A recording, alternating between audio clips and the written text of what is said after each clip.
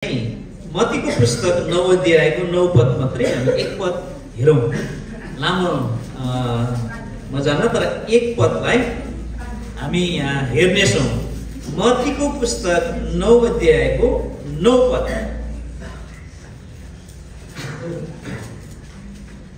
ल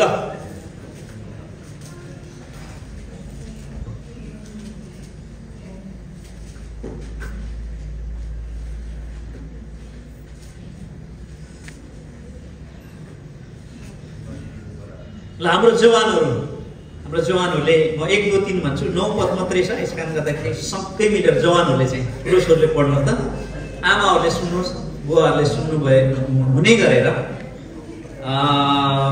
पढ्नु पर्यो।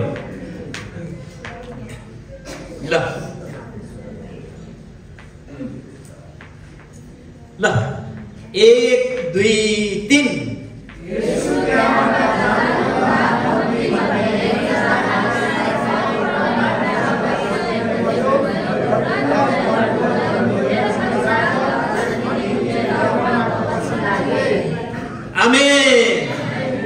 अरूले चाहिँ आमेन भन्नु न। आमेन। ल यीशुका 12 जना चेलाहरू थिए। कतिजना रे? 12 जना चेलाहरू। अनि 12 जना चेलाहरू मध्ये एकजना अहिले हामीले पढेको नाम हो मत्ती। यीशुको एउटा चेला, 12 जना चेला मध्ये एउटा चेलाको नाम हो मत्ती। अब हामी यहाँ सबैजना यहाँ आएका छौँ हैन। यहाँ नाम भन्ने हो भने अमर आएको छ, सोम भाइ आउनु भएको छ, रामु भाइ आउनु भएको छ, सौमा छ, रोहन आएको छ, विपिन भाइ, यहाँ प्रफुल, गीतराज। अब यसरी नाम लिँदै गर्दाखेरि अब यहाँ चाहिँ यीशुले एकजना मत्तीलाई उहाँको चेला हुनलाई बोलाउनु भयो।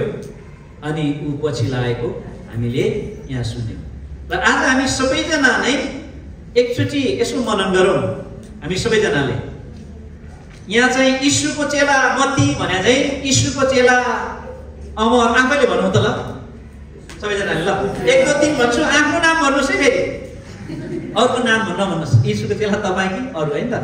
ल रेडी? सबैजना तयार हुनुहुन्छ? 1 2 3। यीशुको चेला अमर। फेरि अमर मात्रै भन्नुभयो कतिजनाले। यीशुको चेला म को भनेर नाम भन्नु न। आफ्नो नाम भनेको आफ्नो यीशुको चेला म भनेर नाम भन्नु। नाम म मात्रै भनेर भएन, नाम यहाँ मत्ती नाम भने अब तपाईँको नाम भन्नु न भनेको। ल रेडी? फेरि पनि ल कोले भन्दो रहेछ। 1 2 3। यीशुको चेला। ल धन्यवाद। पक्कै पनि तपाईँले अरूलाई मात्रै भन्नु भएन होला हैन, आफ्नै नाम भन्नुभयो होला। ल अब हामीले यहाँ एकजना व्यक्तिको नाम सुन्यौँ जो यीशुको 12 जना चेलाहरूमध्ये एक थियो। उसको नाम चाहिँ मत्ती। मत्तीको बारेमा अलिकति हामी सुनौँ। हामी सबैजनाले आफ्नो परिचय छ कि छैन? छ। निर्मला आन्टीको परिचय छ, सम्झना आन्टीको परिचय छ, यहाँ निदाउने मान्छेको पनि परिचय छ यहाँ हैन। सबैलाई थाहा छ निदाउने मान्छे को भन्ने बित्तिकै आउँछ हैन। घुर्ने मान्छे को भन्ने बित्तिकै आउँछ। ल याद गर्नुहोस्, परिचय आफ्नै आफ्नै परिचय हुन्छ। ल ल निदाको छैन भन्दै हुनुहुन्छ ल है। ल यता यता यता सुन्नुहोस्। ल परिचय आफ्नो परिचय हुन्छ। तपाईको भनेर अरूलाई चिनाउनको निम्ति तपाईको परिचय हुन्छ। त्यसले गर्दाखेरि त्यो साथसाथै आज महत्त्वपूर्ण यो परिचय तपाईँ ख्रीष्टको एक व्यक्तिको परिचय कस्तो हुनुपर्छ भन्ने कुरो पनि हो। हामीले ख्रीष्टको चेला म भन्ने बित्तिकै, अमर भन्ने बित्तिकै तपाईँ र मेरो परिचय पनि त्यस्तै हुन आवश्यक छ र त्यस्तै हुनको निम्ति प्रभुले हामीलाई बोलाउनु भएको छ। आमेन। यसै कारणले गर्दाखेरि अब हामीले यो मत्ती भन्ने व्यक्ति चाहिँ को थिए अनि किन यो मान्छेले यीशुको पछि यीशुले भन्नुभयो मेरो पछि लाग अनि उठेर उनको पछि लागे। कस्तो मान्छे रहेछ त भन्ने कुरा हामी अलिकति हेरौँ। ल, मत्ती यीशुका 12 जना चेलाहरूमध्ये एउटा र ऊ पनि यहुदी घरानाकै यहुदी नै हो हैन। र ऊ चाहिँ उसको काम चाहिँ उसले पाएको काम, उसले गर्ने काम भनेको के थियो भने कर उठाउने। अब हामीलाई अलिकति थाहा छ, हामी सबैजनाले कर तिर्छौँ सरकारलाई हैन, अनि तिर्नु पनि पर्छ। यीशु आफैले पनि के गर्नुभयो? कर तिर्नुभयो, नियममा बस्नुभयो। हामीले असल नियमलाई पालन गर्नुपर्छ, असल नियमलाई पछ्याउनुपर्छ। र विशेष गरी यो कर उठाउने काम गर्नु चाहिँ त्यतिखेर त्यो समयमा चाहिँ अलिकति भिन्न छ। यतिखेर यो मत्ती भन्ने व्यक्ति चाहिँ उसको काम चाहिँ कर उठाउने थियो। कर उठाउने काम चाहिँ वास्तवमा यसो हेर्दाखेरि चाहिँ त्यतिखेर त्यो समयमा यहुदीहरू इस्रायल चाहिँ के थियो भने रोमी राज्यको अधीनमा थियो। त्यो अधीनमा भएको कारणले गर्दाखेरि रोमी राज्यले अनि यहुदीबाट कर उठाएर के लिन्थ्यो। त्यसले गर्दाखेरि यहुदीहरूले त्यो कर चाहिँ कसलाई बुझाउनु पर्थ्यो? रोमीहरूलाई बुझाउनु पर्थ्यो। यसो हेर्दाखेरि हैन कस्तो कुरा। यहाँ हेर्दाखेरि चाहिँ अब त्यो कर उठाउने यहुदीहरूबाट रोमीहरूले लिने थियो भनेदेखि रोमीहरू आफै खटेर लिएको भए अति राम्रो हुने थियो नि हैन। त्यहाँ चाहिँ यहुदीहरूबाट नै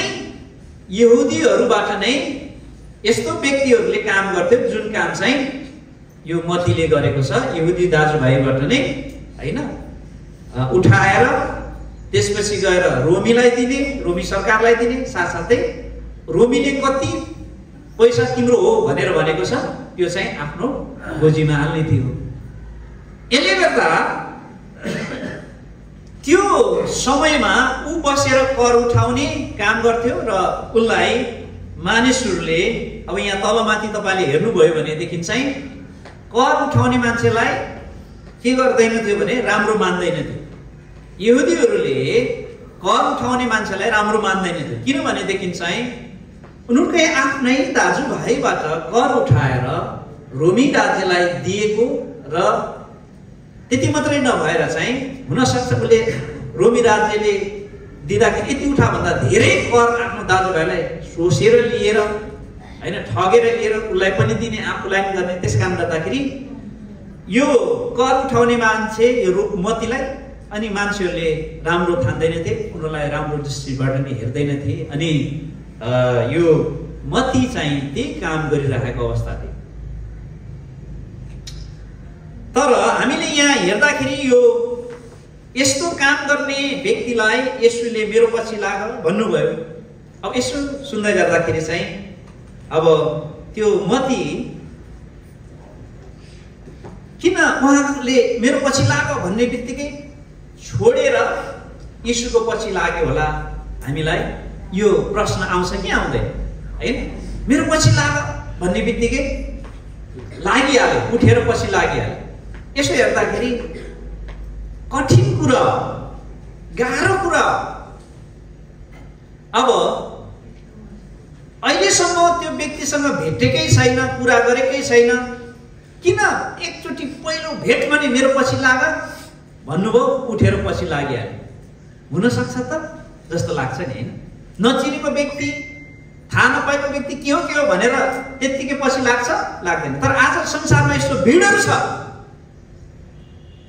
जानी नजानिकन के गर्छ पछि हिँडेछ।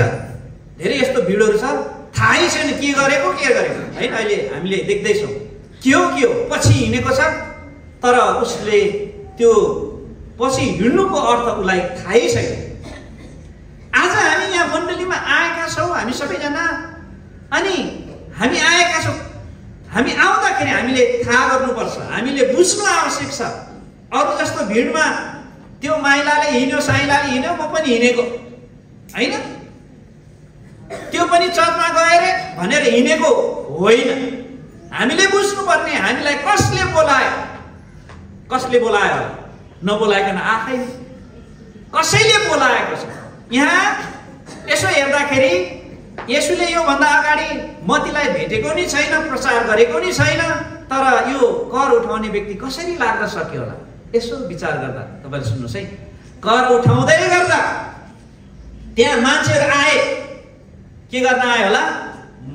मतीसँग कर तिर्न आयो होला। तर कर तिर्न मात्रै आएन। यीशु यस संसारमा 3.5 वर्ष बस्नु, उहाँको सेवाकाई सुरु हुँदा यीशुले के गर्नुभयो?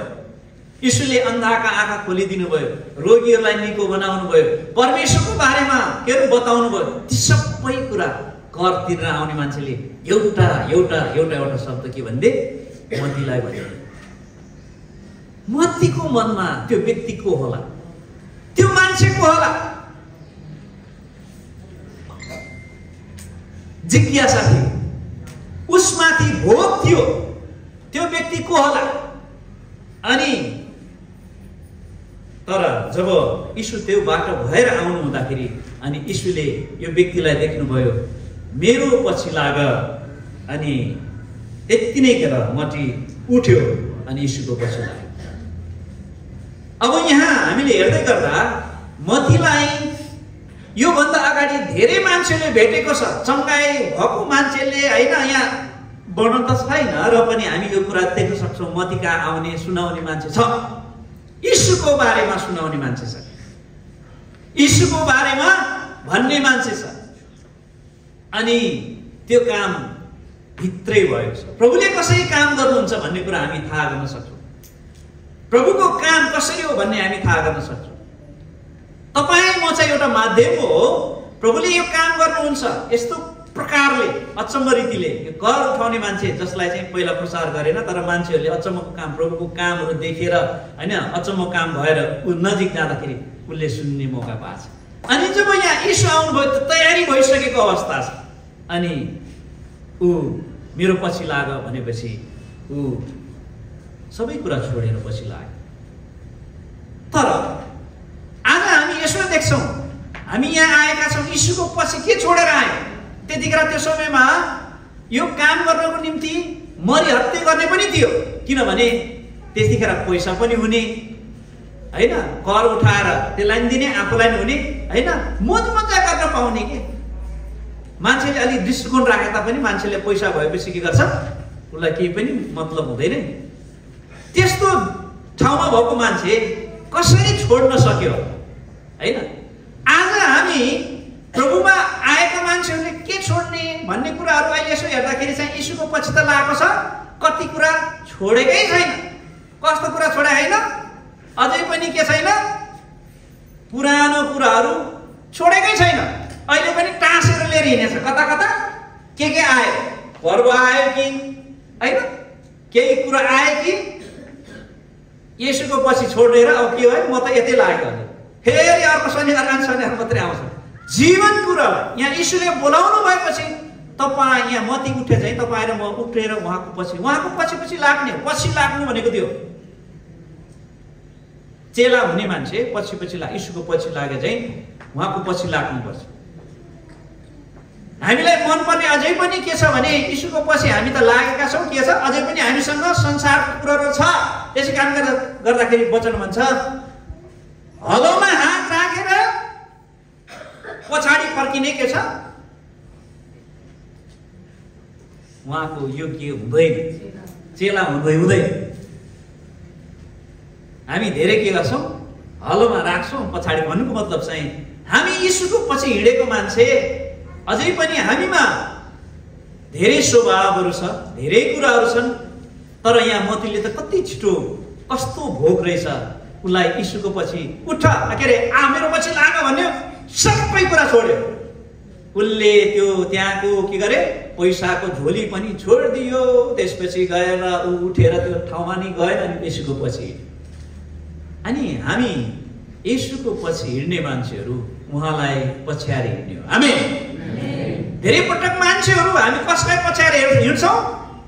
व्यक्तिलाई पछ्याएर हिँड्छौँ कि यदि हामी व्यक्तिलाई पछ्याएर हिँडेका छौँ भने धोकामा पर्छौँ। हामी यीशुको पछि हिँड्ने मान्छेहरू के छ, उहाँको पछि पछि पछि हिँड्ने मान्छे यही व्यक्ति कति सन्तुष्टि भयो। उसलाई पहिलाको पैसा कति थियो त्यो पैसालाई उसलाई मतलब भएन। उसलाई त्यस्तो कुरा थियो जुन कुरा चाहिँ यीशुबाट प्राप्त भयो, ऊ खुसी भयो अनि अन्तिममा मर्नको निम्ति पनि तयारी भयो। आमेन। के कुराले गर्दा हो? त्यो कुरा चाहिँ यीशुबाट आएको शक्ति, यीशुको महानता उसले देख्यो, कति खुसी भयो। जब हामी उहाँलाई हेर्छौँ, उहाँ सँगसँगै हिँड्छौँ, उहाँको कुरोहरू आउँछ, खुसी हुन्छ। उसलाई पछाडिको कुरोले केही पनि गर्दैन, लत्याउँदैन। यदि हामी पछाडिको कुरा हेर्छौँ भनेदेखि पुरानो नियममा नि हामी पाउँछौँ के छ, लोतको श्रीमती के अरे पछाडि फर्केर हेर नुनको खामा बने। धेरै मान्छेहरू पछाडि फर्केर नष्ट हुन्छ। तपाईँलाई त्यसले प्रब्लम पार्छ। हाम्रो भोग त्यसैमा अझै पनि हुन्छ, पछाडिको कुरामा। त्यसै कारण पावलले भन्छ, म अगाडिसँग जोडसित लम्कन्छु, पछाडिको कुरा बिर्सेर म अगाडितिर लम्कन्छु। पछाडिको कुरोले तपाईँलाई मलाई तान्न खोज्छ। त्यस कारण गर्दाखेरि ख्रिस्टलाई हेरेर अगाडि बढ्ने हो हाम्रो जीवन। यसै कारण गर्दाखेरि प्रभुले हामीलाई त्यो हुनको निम्ति बोलाउनु भएको छ। हामी एउटा सानो कुरामा आनन्दित, एउटा संसारको कुरामा एकछिन रमाउनुको निम्ति हामी आनन्दित हुने, हामी त अनन्तसम्म हामीलाई दिनुहुने परमेश्वरमा हिँडेर खुसी हुने हो। आमेन। त्यो कुरा चाहिँ मतीले प्राप्त गर्यो। मतीले त्यो देख्यो यीशुबाट, यीशुमा त्यो कुराहरू देख्यो, अद्भुत कामहरू सबै कुरा देख्यो, ऊ खुसी भयो। यस कारण गर्दा जब उहाँको पछि हामी हिँड्छौँ हामी आनन्दित हुन्छौँ। त्यस कारण गर्दाखेरि हामीले उठेर हिँड्नुपर्छ। हामी सबैजना सङ्गतिमा ल भनेपछि उठ्छ है, हिँडिहाल्छ। त्यो मान्छे भन्नुभयो यीशुको चेला, हामीले भनिराख्नु पर्दैन, प्रभुमा ऊ निरन्तर अगाडि बढ्छ। त्यसै कारण गर्दाखेरि प्रभुले हामीलाई उहाँको पछि लाग्नलाई, उहाँको अचम्मको काम देख्नलाई, उहाँको महिमा देख्नलाई प्रभुले आज हामीलाई बोलाउनु भएको छ। कति खुसी कुरा। हामी उहाँको महिमा हेर्ने, उहाँको चेला बन्ने, उहाँसँग हुनको निम्ति प्रभुले हामीलाई बोलाउनु भएको छ। कति आनन्दित कुरो। प्रभुले धेरै मान्छे थियो यतिखेर, त्यो समयमा धेरै धर्मगुरुहरू जानेको फरिसीहरू थियो, उनीहरू थियो सबै कुरा, तर उहाँले बोलाउनु भयो एउटा साधारण कर उठाउने मान्छेलाई बोलाउनु। हामी अचम्म मान्छौँ। त्यसकारण यो कुरा जब हामी बुझ्छौँ हामीलाई प्रभुले कस्तो प्राथमिकता दिनुभयो। हामीलाई सम्मान होला, हाम्रो नपढेको होइन, हामी त्यस्तो धनी नभएको, अरू जस्तो होइन, हामीले के अरे कुरा गर्न नजाने होला, तर प्रभु तपाईँको हृदय जान्नुहुन्छ। आमेन। तपाईँको हृदय जान्नुहुन्छ अनि त्यो हृदयलाई तपाईँको हृदयलाई थाहा गरेको कारणले गर्दाखेरि त उहाँको खोजी गर्ने मान्छे तपाईँ। यस कारण प्रभुले तपाईँलाई बोलाउनु भएको छ। यस कारण गर्दाखेरि जब तपाईँले यो हृदय मतीले जस्तै होइन उहाँको त्यो भोग लिएर तपाईँ हिँड्नु हो भने तपाईँ तृप्त हुनुहुन्छ, तपाईँ अघाउनुहुन्छ, खुसी हुनुहुन्छ। ख्रिस्टमा भएर नत्र भने के हुन्छ, ख्रिस्टमा भएर पनि मान्छे के छ, पछाडि सरेछ, फेरि हिँडेछ, अनि जीवन के हुन्छ, असन्तुष्टि हुन्छ। त्यसले गर्दाखेरि प्रभुले हामीलाई उहाँको पछि हिँड्नलाई बोलाउनु भएको छ। प्रभुले हामी सबैजनालाई बोलाउनु भएको। यस कारण गर्दाखेरि हामी निर्धक्क म राम्रो छु, म राम्रो भएन भन्ने होइन। प्रभुले हामीलाई उहाँको हुनको निम्ति पछि लाग्न बोलाउनु भएको छ। त्यसले गर्दाखेरि हामी उहाँको पछि लाग्नु, उहाँले उहाँको महानता हामीलाई प्रकट गर्नुहुन्छ। र मतीको जीवनबाट यही पाउँछौँ। यहाँ मतीले आफ्नो जीवनमा यहाँ चाहिँ बताउँदाखेरि पछि मतीले के गर्दैन भनेदेखि चाहिँ मैले यसो गरेँ उसो गरेर भन्दैन। मतीले दुईचोटि मात्रै उसको जीवन, मतीको नाम चाहिँ आउँछ। मतीको पुस्तकमा, मतीले लेखेको पुस्तकमा मतीको नाम इङ्गित गर्छ। भन्नुको मतलब चाहिँ उसले चाहिँ कसको बखान गर्छ, यीशुको बखान गर्छ। यीशुको कुरा चाहिँ के गर्छ, बताउँछ। उसको गवाहीको कुरा के हो, यीशुको कुरा।